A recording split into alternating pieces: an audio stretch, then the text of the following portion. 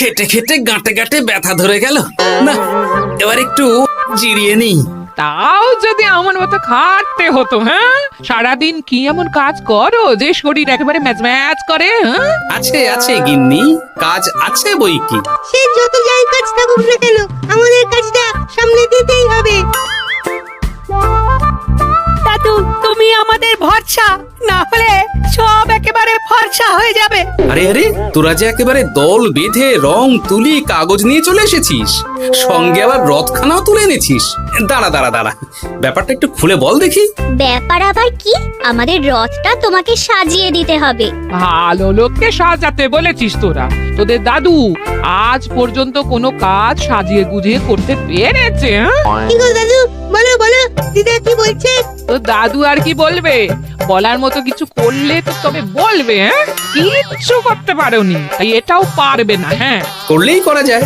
রথ সাজানো এমন কি আর কাজ? সাজাতেই পারি, তবে আমার হাতে সময় বড় কম, বুঝলি? কি করে যে কি হবে সেটাই ভাবছি। ভাবো না বাবু, যত ইচ্ছে ভাবো, তবে শেষে গিয়ে সেই যেমনকার তেমন। হ্যাঁ, সেটা আবার কেমন গো দিদা? ওই যে বসে বসে হাই তোলা আর বড় বড় ভাষণ। তুমি আর কি বুঝবে গিন্নি? মহারাজের রথ বেরোবে, সেটাও তো আমাকেই সামলাতে হবে।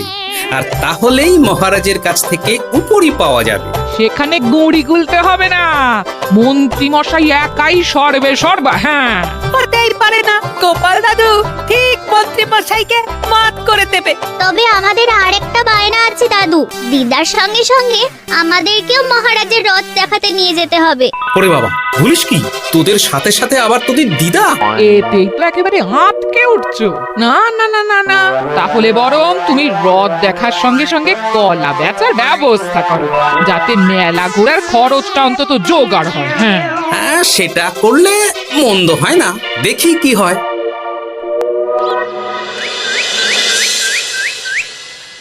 হয় কি হয় করে বসে থাকি, কিন্তু শেষমেশ কিছুই হয় না। না না না, এবারে আমি আর চাচ্ছি না। এই মরেছে। সে আবার কি? এই যে দেখছি একেবারে নাচড় বান্দা।